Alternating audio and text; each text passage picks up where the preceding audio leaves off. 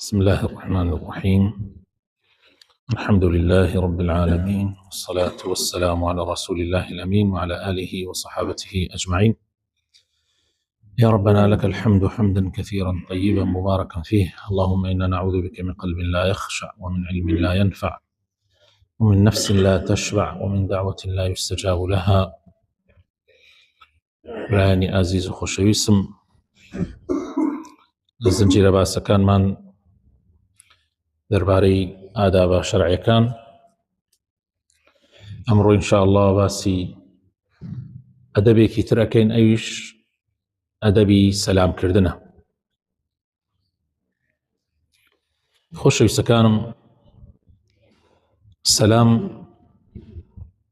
شتێکی زۆر پیرۆزە و فەرمانی خوا و پێغەمبەرەکەی لەسەرێتی. خوای پەروەردگار لە قورئانی پیرۆزە ئەفەرمێ: وَإِذَا حُيِّيتُم بِتَحِيَّةٍ فَحَيُّوا بِأَحْسَنَ مِنْهَا أَوْ رُدُّوهَا. سورەتی نیسا ئاەتی 86 ئەفەرمێ ئەگەر سەلامتان لێکرا ئەوە ئێوەیش وەڵامی بدەنەوە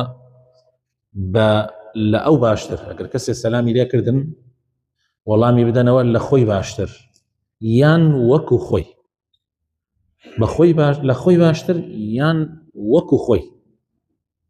یعنی مەسەن ئەگەرێکی وتی سەلام عەلەیکم، ئێوە بڵێن وعەلەیکم السەلام وەڕەحمەت اللهی، یان بڵێن وعەلەیکم السەلام وەڕەحمەت اللهی وەبەرەکاتوه، یان بڵێن وعەلەیکم السەلام. مەڵێن یەکی ئەگەر وتی سەلام عەلەیکم تۆ بێژی سەلام، ئەوە لە خۆی کەمترە. زانایان دەڵێن هەتا ئەگەر یەکێ بە دەنگی بەرز وتی سەلام عەلەیکم، تۆ ئەگەر بە دەنگی نزم بێژی سەلام یا عەلەیکم السەلام، ئەڵێ ئەوە لە خۆی کەمترە. ئەگەر کەسێ وتی سەلام عەلەیکم توش بژێ وعەلەیکم السەلام وەکو خۆی، ئەوەنەی خۆیش دەنگی بەرز کردەوە، و وشەکانیشی ئەوەنەی عەلە لەقەل ئەوەنەی وشەکانی ئەو بێ، ئەگەر لەو وشانە زیاتریش نەبێ. یعنی ئەگەر ئەو وتی سەلام عەلەیکم تۆ بڵێ وعەلەیکم السەلام وەڕەحمەت الله وەبەرەکات، ئەوە زیاتر بڵێ چاکترە، بەس هیچ نەبێ ئەوەنەی ئەو بیڵێ، ئەو دوو وشەی بەکارە و تۆش دوو وشە بەکار بێنە. ئەو دەنگی چەندێ بەرز کردەوە تۆش ئەو نەدەنگ بەرز کردەوە. خۆشەویستی خوا رسول الله صلى الله عليه وسلم فرمي: لا تدخلوا الجنة حتى تؤمنوا. ناچنە بەهەشتۆ تا ئیمان نێنن، بەس ئیمانداران ئەچنە بەهەشتۆ. لەمەکەن ئێستا تری لە دوایە. ولا تؤمنوا حتى تحابوا، و ئیمانیشتان نییە. ئێمە وتمان کێ چێتە بەهەشتۆ؟ ئیمانداران. دەی ئیمانداریش نابی هەتا یەکتریتان خۆش نوێ. سبحان الله. يعني تۆ ناچیتە باشتۆ تا ئیماندار نەبی، و ئیمانداریش نابی تا یەکتریت خۆش نەوێ. سبحان الله. ئەم جا پێغەمبەری خوا صلی الله علیه وسلم فەرمی: ئەوەلا ئەدلکم علی شەیء إذا فعلتموه تحاببتم. ئایا شتێکتان پێ نەڵێم ئەگەر ئێوە بیکەن ئەو خۆشەویستیە دروستە بێ کە ئەبێتە مایەی ئیمان، کە ئەبێتە هۆکارێت خاتە باشتۆ؟ يعني السلام ڕێگای بەهەشتە بەڕاستی. طبعا صحابە پیان خۆشە بزانن چییە؟ فەرمووی ئەفشوا السلام بەینەکم. سەلام لە نێوان یەکە بڵاوکەن و خۆشەویستی بڵاوە بێت، کە خۆشەویستی بڵاو بۆ ئیمان دروستە بێ، کە ئیمان دروست بوو ئەچنە بەهەشتەوە.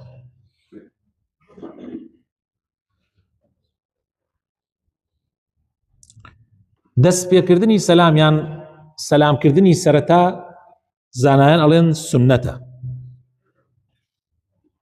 ئەگەرچی من لە حەدیثا بینیمە پێغەمبەری خوا صلی الله عليه وسلم ئەمری پێ کردووە، وەکو لە حەدیثی ئەو حەوت کەسەی کە یان ئەو حەوت حەقەی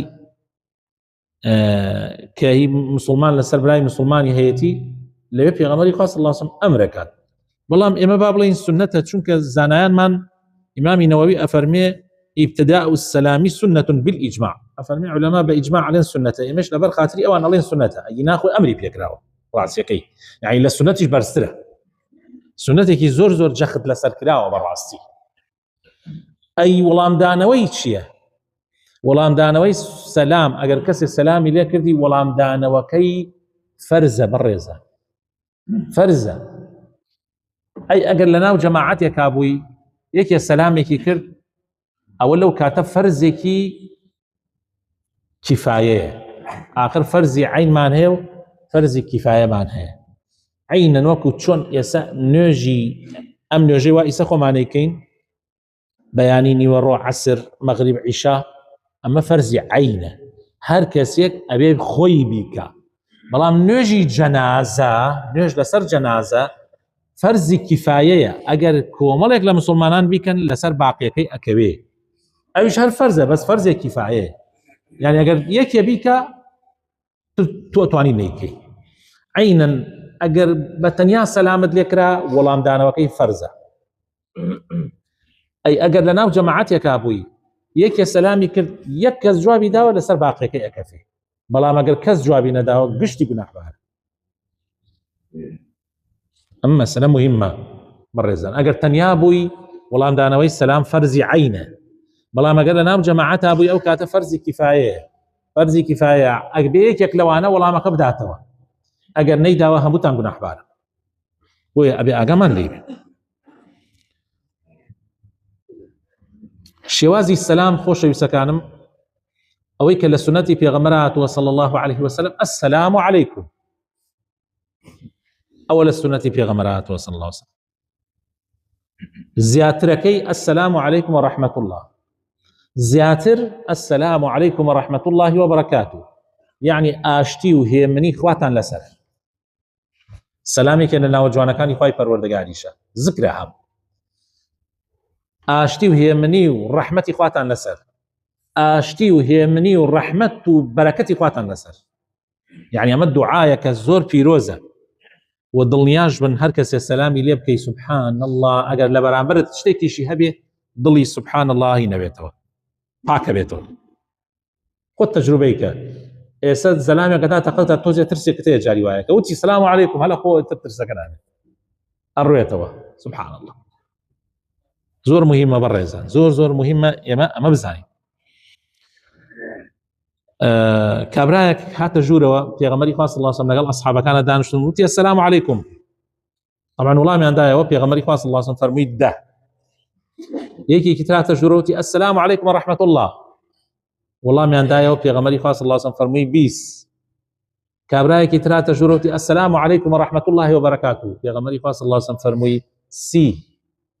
یەکەم دەنیکیان دوو شەی بەکارهێنا دە ئەجری هەیە.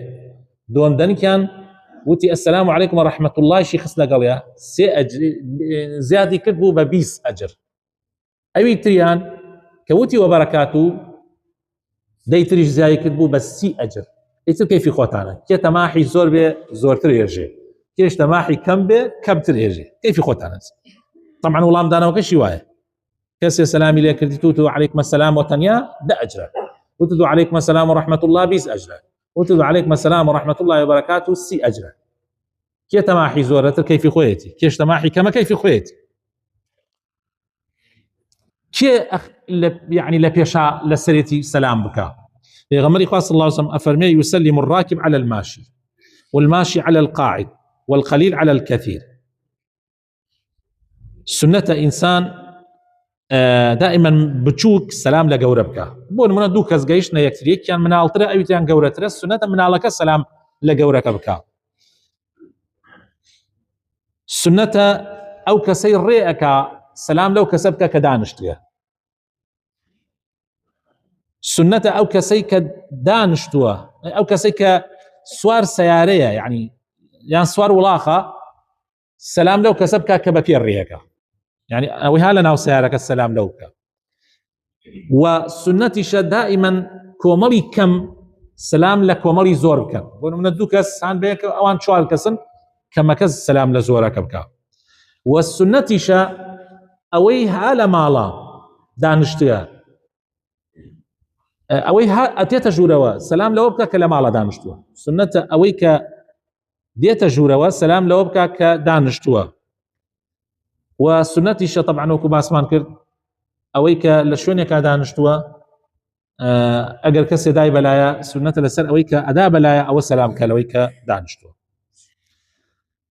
تەوقەکردن طبعا خۆشەویستەکانم فەزڵی زۆرە کاتێک دەسەخەیتە ناو دەست یەکتری. پێغەمبەری خوا صلی الله علیه و سلم فەرمیان دوو مسلمانی ئەگەر بگەن بە یەکتری تەوقە لەگەڵ یەکتریا بکەن ئیلا خوای تەعالا لە گوناحەکانیان خۆشەوێ پێش ئەوەی لە یەکجار بنەوە. تەوقەکردن کاتێ دەسەخەیتە ناو دەستی هەر برایەکی مسلمانت گوناحەکانت ئەتکێ لە ژێرەوە. زۆر مهمە. طبعا تەوقەکردن سنەت وایە بەدەستی ڕاست بێنێک بەدەستی چەپ و هەر کاتێ بگەی بە یەکتری، یعنی لە ناو مەجلیسەکە دانیشتی ئەگەر هەڵسیایتە پاو تۆزێ ڕۆی دەست نوێژەکە کرد و هاتی تۆ سنەت نییە دووبارە تەوقە بکەیتەوە، بەڵام سەلامدانەوەکە سنەتە دووبارەکە هاتیتەوە. و لە کاتی تەوقەکردنیشا نەهی لێکراوە کەوات و مل داچەمێنی، یعنی ئاواز خۆت داچەمێنی، ئەوە قەدەغەی لێکراوە. زانایانمان ئەفەرمن خۆ داچەماندن لە کاتی تەوقەیە قەدەغەی لێکراوە، بەڵام تەوقەکردن سنەتە. تەوقەکردن سنەتە.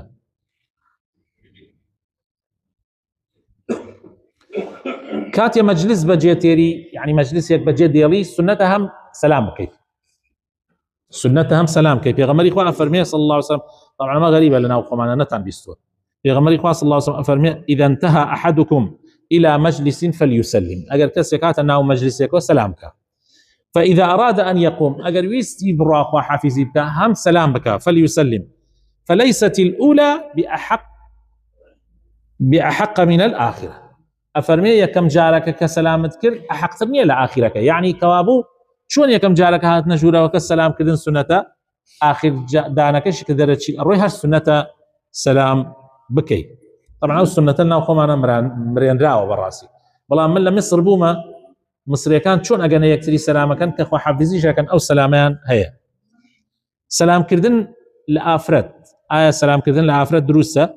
دروستە سەلامکردن لە ئافرەت ئەگەر لە فیتنە نەترسیای، یعنی هەندێک جارێ ئەو سەلامە بێتە مای فیتنە، ئەگەر لەوە ترسیای حرامە. و حرامیشە پیاو لەگەڵ ئافرەتە تەوقە بکە ئەگەر ئافرەتەکە مەحرەمت نەبێ، دایکت نەبێ، خوشکت نەبێ، مەسەلەن خێزانی خۆت نەبێ، حرامە تەوقەکردنی پیاو ئافرەت حرامە. سەلامکردن لە کەسێک کە نوێژەکە یان کە قورئانە خوێن هاتیتە ماڵەوە، مەسەلەن کەسێ نوێژە کرد یان قورئانی خوێنا، دروستە سەلام بکەی و دروستیشە ئەیش بۆ دەست بیسێنێتەوە، حتا نوێژ ئەگەر تو نوێژتیشە کرد یەکێ سەلامی کرد دروستەوە دەست بیسێنێت، دەستی والیەکەی دروستە.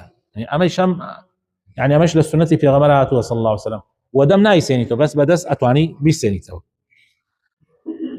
بەرهەمەکانی ئادابی سەلام خۆشەویستەکان، هەر کەسێ سەلام بکە مەحەبەتی خوا بەدەست دێنێ، هەر کەسێ سەلام بکات یان سەلامکردن ئەبێتە مای ئەوەی خۆشەویستی لە نێوانی مسلمانانە بڵاو ئەبێتەوە، ئەبێتە مای کەفارەتی گوناحەکان، بەڕاستی برایەتی و خۆشەویستی لە نێوانی مسلمانانە دروست ئەبێت. سەلامکردن دروشمی ئیسلامە بەڕێزان، و ئەوەڵ شت کە بگەیتە برای مسلمان بەر لە ئەوەی قسەی لەگەڵا بکەی سنەتە سەلام بکەی، و ئاخر شتیش کە بەجێی تێڵی سنەتە سەلام بکەی. ئەمەش هۆکاری بەردەوامبوونی خۆشەویستی و نەهێشتن و لە ناوچوونی کینەیە. جێبەجێکردنیشی بە شێوەیەکی شەرعی نیشانەی تەواوی ئەدەب و جوانی پەیڕەوکردنێتی. خوای تعالی ڕەحم بە هەموو لایەکمان بکە. والسلام علیکم ورحمة الله وبركاته.